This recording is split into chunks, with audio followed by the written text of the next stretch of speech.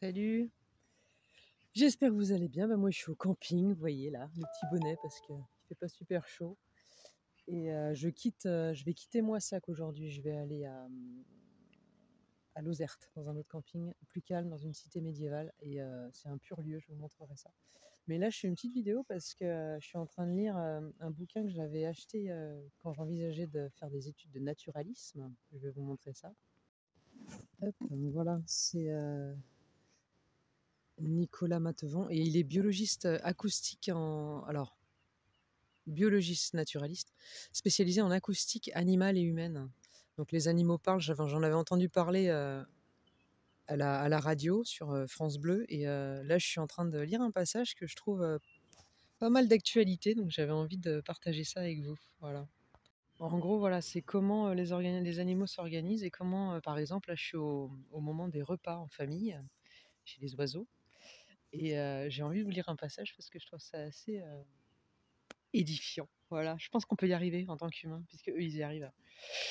Donc, la tentation de se manifester le plus tôt possible est parfois grande pour les petits pour crier pour que les parents les nourrissent. Donc, ainsi, chez l'hirondelle bicolore, Tachynetea bicolore, c'est le premier poussin qui crie qui sera le mieux nourri. Tout est documenté, hein, ce sont des études, c'est très sérieux. Hein.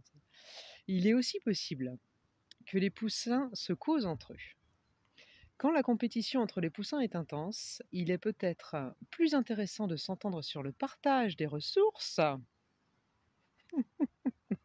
plutôt que de passer sa vie à se battre. Isn't it? Je continue. Alexandre Roule, un professeur à l'université de Lausanne, sa collègue Amélie Dreis et leurs collaborateurs ont ainsi étayé l'hypothèse de la négociation entre frères et sœurs.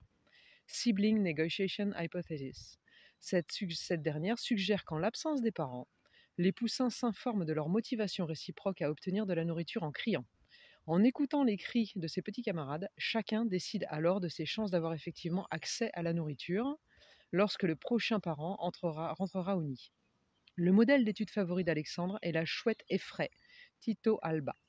Cette grande chouette au plumage pâle, au vol silencieux, qui niche fréquemment dans des bâtiments. Je termine. Un nid de chouette effraie compte en moyenne 4 poussins avec un maximum de 9. Quel tablé! Voilà qui pourrait augurer de sévères batailles, surtout qu'avec leur bec crochu et leurs griffes aiguisées, les poussins chouettes et frais sont très bien équipés. Pourtant, ils sont plutôt gentils, les uns envers les autres, se lissant le plumage, se réchauffant mutuellement et s'échangeant même parfois de la nourriture. C'est la fin du paragraphe.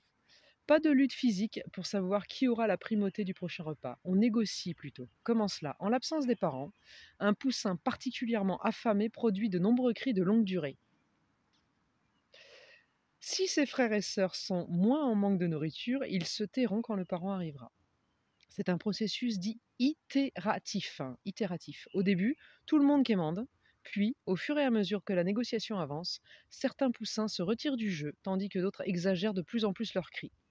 Une table de poker pour chouette, en quelque sorte. Voilà. Je trouve ça intéressant. À méditer. Bonne journée. Ciao. Je suis en repos aujourd'hui, c'est cool.